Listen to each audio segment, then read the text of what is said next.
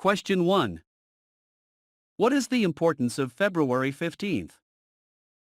A. Vimy Day. B. National Flag of Canada Day. C. Sir Wilfrid Laurier Day.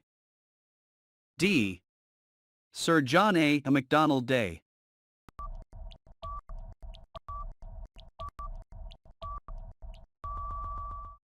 The importance of February 15th as National Flag of Canada Day. This day marks the anniversary of the adoption of the current Canadian flag, which took place on February 15, 1965. The flag, which features a red maple leaf on a white background with two red bars on either side, was designed by George Stanley and officially adopted by the Canadian government after a lengthy and contentious debate about the need for a new national symbol. National Flag of Canada Day is an opportunity for Canadians to celebrate and show pride in their country's flag, which has become a powerful and recognizable symbol of Canada around the world. Question 2. Who led an armed uprising and seized Fort Garry? A. George Etienne Cartier. B. Sam Steele. C. Louis Riel. D. John A. Macdonald.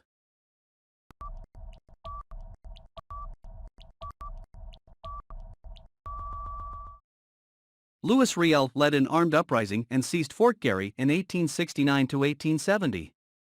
The rebellion was sparked by the Métis concerns about the transfer of their lands to the Canadian government. Riel and his supporters formed a provisional government and negotiated with the Canadian government for the creation of the province of Manitoba. Riel's actions during the uprising resulted in his exile and eventual execution for high treason. He is now regarded as a controversial figure in Canadian history, seen by some as a heroic defender of Métis rights and by others as a traitor to the Canadian state. Question 3. What does due process mean? A. You must prove your innocence in court. B. The government must respect most of the legal rights a person is entitled to under the law. C. The government must respect all the legal rights a person is entitled to under the law. D. The law applies to everyone in Canada, except judges and politicians.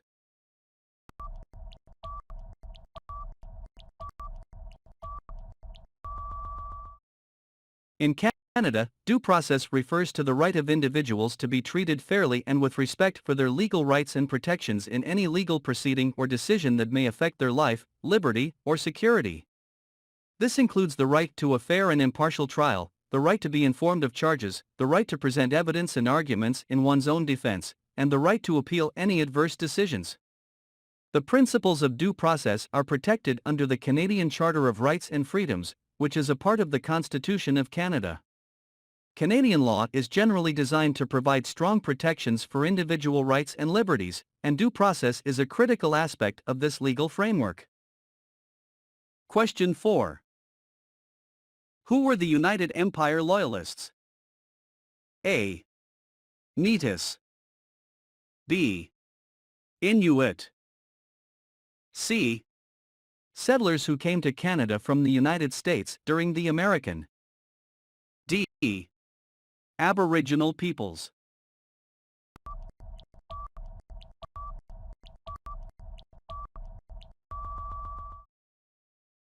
The United Empire Loyalists were American colonists who remained loyal to the British Crown during the American Revolutionary War.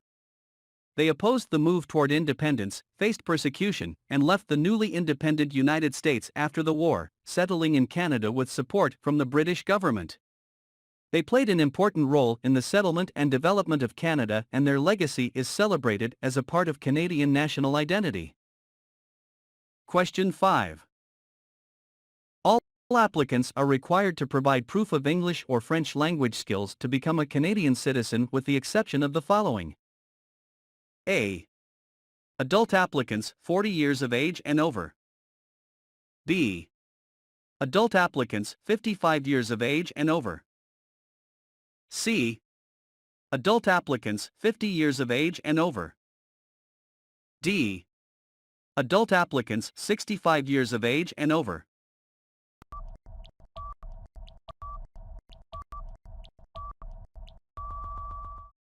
In Canada, all applicants for citizenship are generally required to provide proof of their proficiency in either English or French, with a few exceptions. The following groups are exempt from the language requirement. 1. Applicants who are under the age of 18 or over the age of 54. 2. Applicants who have a mental or physical condition that prevents them from being able to learn a language. 3. Applicants who have already provided proof of their language proficiency when they applied for permanent residency in Canada. 4. Applicants who have lived in Canada for at least 15 years and are over the age of 55. It's worth noting that even though these individuals are exempt from the language requirement, they are still required to pass the Canadian Citizenship Test, which assesses their knowledge of Canadian history, government, and values. Question 6. When did Nunavut become a territory? A. 1989. B. 2000. C. 2001. D. 1999.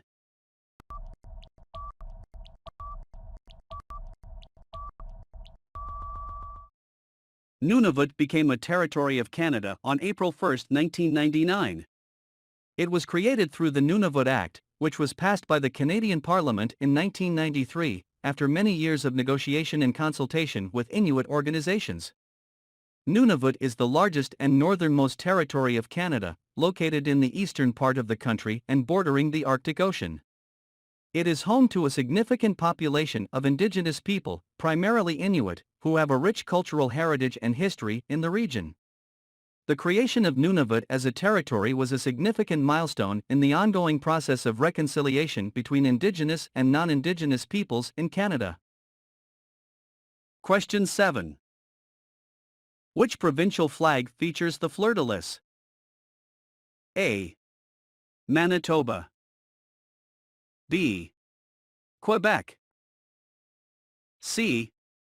New Brunswick. D. Ontario.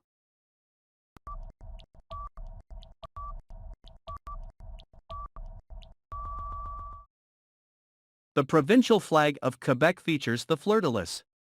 The fleur-de-lis is a stylized lily that has been used as a symbol of the French monarchy for centuries, and it has since become a symbol of French culture and heritage. Question 8. How many Canadians served in World War II? A. About 400,000. B. More than 1 million. C. About 1,000. D. More than 5 million.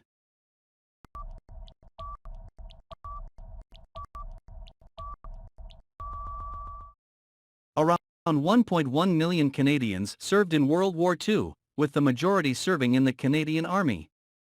Canada also provided support to the Allied forces in other ways, including supplying troops and hosting training. Canadian contributions to the war effort were significant and played a key role in helping the Allies achieve victory, including in the D-Day invasion of Normandy. Canada suffered over 45,000 casualties during the war, with more than 14,000 Canadians losing their lives. Question 9. Who were the voyagers? A. Explorers searching for the Northwest Passage. B. Montreal-based traders who traveled by canoe. C. Immigrants to Canada in the 18th century. D. Geographers who first charted the coastline of British Columbia.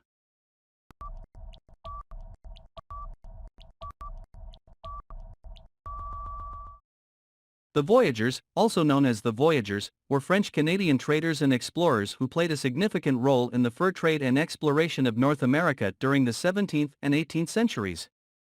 They were highly skilled navigators who transported furs and other goods along waterways in canoes, and were employed by fur trading companies such as the Hudson's Bay Company and the Northwest Company.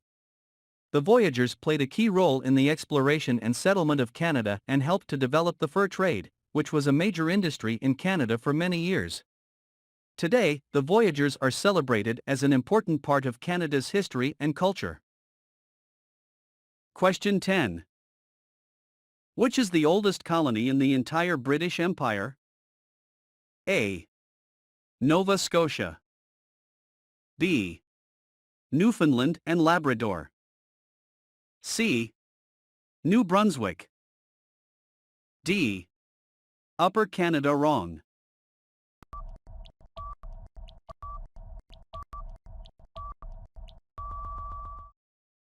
Newfoundland, Great Britain's oldest colony, was 402 years old.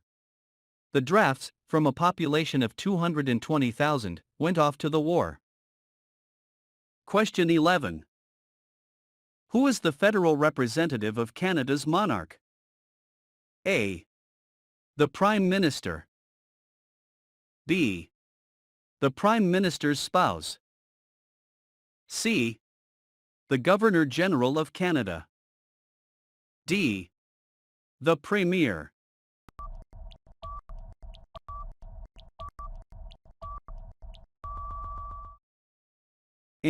In Canada, the federal representative of the monarch is the Governor-General. This role was created in order to represent the monarch in Canada and perform various ceremonial and constitutional duties on behalf of the monarch. The Governor-General is appointed by the monarch on the advice of the Canadian Prime Minister and is the country's formal representative. Question 12. Who is the Premier of Ontario? A. Doug Ford. B. Stephen Del Duca. C. Andrea Horwath. D. Tim Hudak.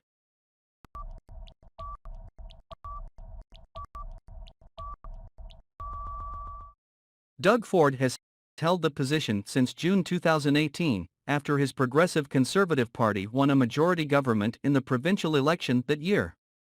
As Premier, Ford is responsible for leading the Government of Ontario and setting the direction for provincial policies and programs across a range of areas, including healthcare, education, transportation, and the environment, among others. Question 13. Which province has a long history of coal mining, forestry, and agriculture? A. Nova Scotia. B.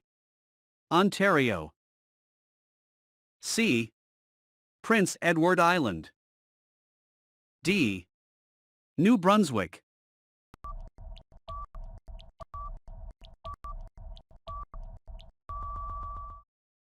The Canadian province of Alberta has a long history of coal mining, forestry, and agriculture.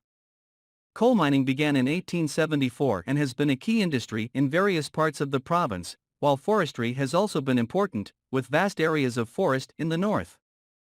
Agriculture, including crop production, livestock raising, and dairy farming, has been a significant industry due to the province's fertile soil and favorable climate.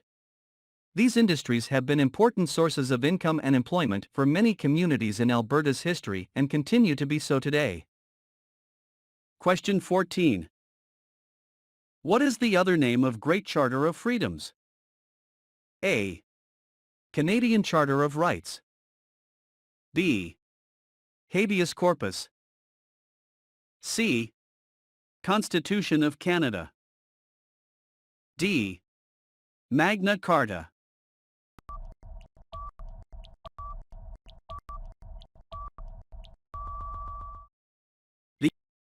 The other name of the Great Charter of Freedoms is the Magna Carta. The Magna Carta is a document that was signed by King John of England in 1215, and it is considered to be one of the most important legal documents in history. The Magna Carta was a charter of rights that established limits on the power of the monarchy and helped to lay the groundwork for modern concepts of democracy and the rule of law. The Magna Carta has been influential in many countries around the world, including Canada, where its principles have helped to shape the country's legal and political systems. Question 15. What are the Prime Minister and Cabinet Ministers together called? A. The Senate. B. The government. D. The House of Commons. C. The cabinet.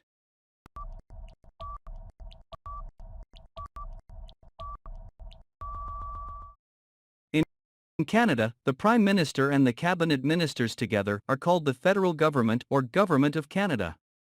The Prime Minister is the head of the government and is responsible for appointing cabinet ministers, who are responsible for various government departments and agencies. Together, they form the executive branch of the Canadian government and are responsible for making decisions and implementing policies that affect the country and its citizens. Question 16. What is the capital city of Manitoba? A. Portage la Prairie. B. Winnipeg. C. Thompson. D. Brandon.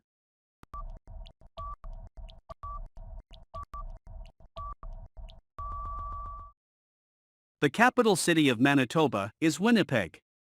It is the largest city in the province, with a population of over 700,000 people, and is located near the longitudinal center of North America.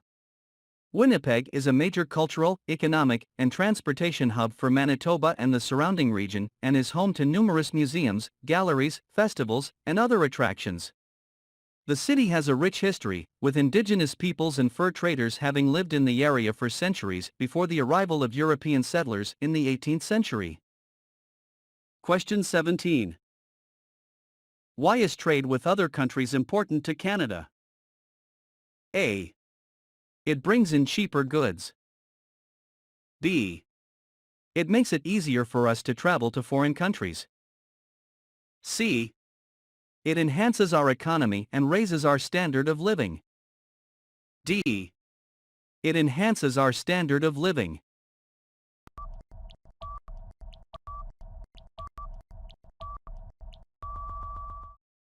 Trade with other countries is important to Canada for several reasons, including economic growth, diversification, innovation, competitiveness, and diplomacy.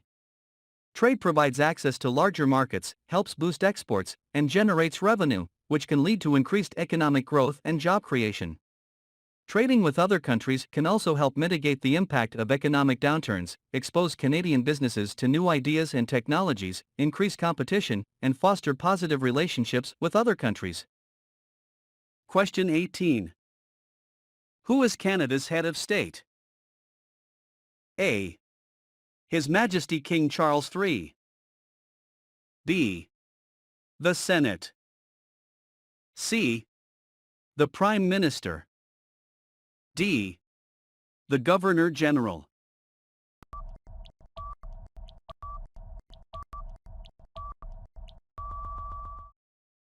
The head of state of Canada is the monarch of the United Kingdom, currently King Charles III. The monarch is represented in Canada by the Governor General, who is appointed by the monarch on the advice of the Canadian Prime Minister and serves a 5-year term.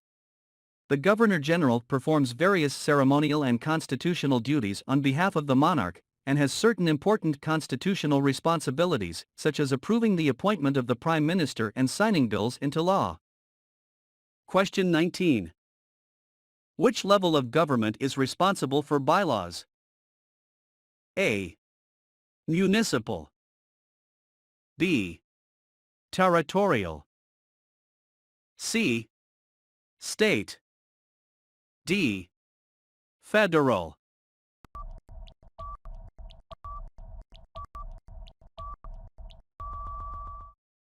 Municipal governments in Canada are primarily responsible for creating and enforcing bylaws. Bylaws are local regulations and rules that apply within the boundaries of a particular municipality, such as a city or town. Bylaws can cover a wide range of issues, including zoning, building codes, animal control, noise control, and many others. Municipal governments have the authority to create bylaws under powers granted to them by provincial governments, which have jurisdiction over municipalities. However, provincial governments may also create bylaws in some circumstances, particularly if the issue in question has broader implications for the province as a whole. Federal government bylaws are also possible in some specific contexts. Question 20. Which of the following provinces in Canada is known as the breadbasket of the world and also as the wheat province? A. Saskatchewan. B. Ontario. C. Quebec. D. Manitoba.